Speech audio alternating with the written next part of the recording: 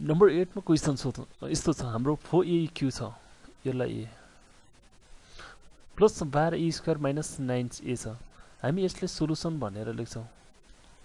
पहिलो अभिव्यञ्जकमा के छ भने 4 3 प्लस 12A² ए छ 9A इक्वल टु भनेको के छ भने 9 चौको 36 अगाडि पछाडि जोड्दाखेरि गुणन गर्दाखेरि 9 चौको 36 अब हामीले एउटा यस्तो खालको दुईटा चीज ल्याउनु पर्यो जसको गुणन गर्दा 36 होस् र जोड्दा अथवा घटाउँदा भनेको प्लस 12² होस् त्यसैले अब हामीले पहिलाको जस्ताको जस्तै लेख्छौं त्यो भनेको के हो भने यदि हामीले 9 चौको 36 हामीले यदि 6 प्लस 6A² प्लस 6A² गरे भने लास्ट यस्तो गरे भने के हुन्छ भने हामीले 6 6 का 36 भइहाल्यो र 6 6 छ 12 यसरी गर्नुपर्छ हामीले यसमा के हो हामी A² भनेको यसमा कमन आयो 4 र 6 मा के आयो भने कमन भनेको के छ हामीले 2 लिन सकिन्छ यसमा A² आउँछ कमन किनभने यहाँ तीनटा छ यहाँ दुईटा मात्र छ कम्तीमा पनि हामीले थोरै भएको चाहिँ लिनुपर्छ यदि AQ लियो भने यहाँ एउटा पनि रहेन तर यहाँ भनेको दुईटा मात्र भएला हामीले AQ लिन पाउँदैन सबैभन्दा घटीमा के छ हामीले त्यही लिनुपर्छ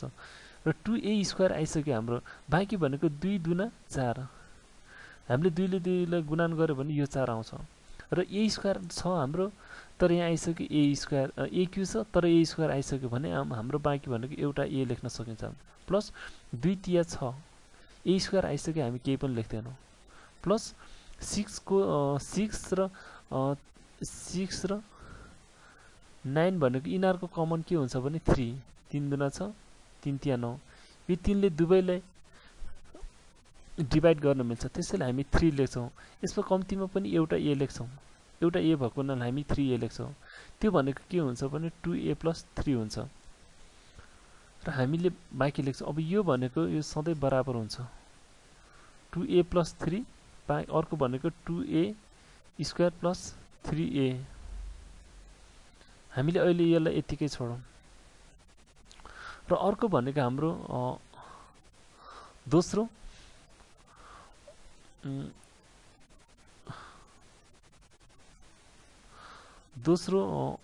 अभिव्यञ्जक भनौं मा के छ भने हाम्रो 4A² माइनस 2A माइनस 12 छ यो भनेको के हो भने 12 चौको 48 12 चौको 48 हुन्छ हामीले अब यस्तो खालको मल्टिप्लिकेसन निकाल्नु पर्यो त्यो भनेको के हो भने 48 निकाल्ने अर्को कुरा भनेको 16 तिया 48 हुन्छ तर 16 र 3 जोड्दा अथवा घटाउँदा -2A आउँदैन त्यसैले हामी उत्तम विकल्प भनेको के छ 8 6 का 48 छ हामी 8 6 का 48 -8A र +6A गर्यो भने -2A आउँछ र 8 6 ले गुणन गर्यो भने 48 आउँछ यसरी हामीले गर्नुपर्छ भनेको के छ भने यसमा 4 आयो A आयो कमन A आइसक्यो यहाँ अब हामी A² मा A एउटा आयो भने बाँकी रह्यो A 4 को 4 गइसक्यो -4 दुना 8 A पनि गइसक्यो +6 भनेको A - 2 हामी A - 2 कमन 4A - 6 कमन यसरी हामीले दोस्रो अभिव्यञ्जकको पनि हामीले यसरी गर्यौं र हाम्रो यसमा के बुझ्नु पर्यो भने यसमा कमन कुराहरु के छ त भनेर हामीले हेर्नु पर्यो एकछिन है त यसमा एकैछिन -8 क्वेशन ठिकै छ सर यसमा प्लस हुन्छ यो भनेको प्लस छ है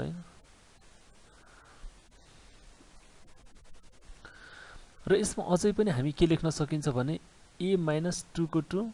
यसमा हामी भनेको 6 र 4 मा हामी 2 कमन लिन सकिन्छ 2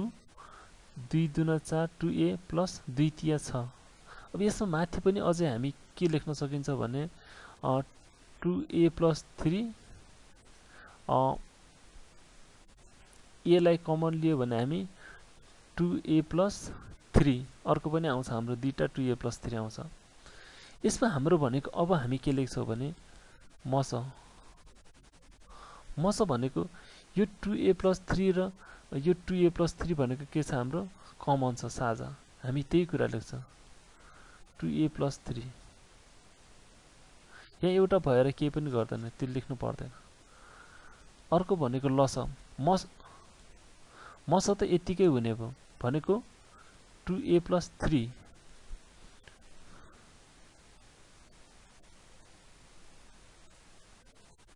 अनि अर्को कुरा भनेको के छ यहाँ बाँकी रहेको कुरा भनेको हामी ए लेख्छौँ 2a + 3 अर्को पनि लेख्छौँ हामी 2a + 3 अनि अर्को पनि के लेख्छौँ हामी यहाँ भनेको a - 2 बाँकी भनेको माथि a छ तलको 2 छ, हामी यसरी नै लेख्छौँ। यो लस भनेको यही हो 2a - 2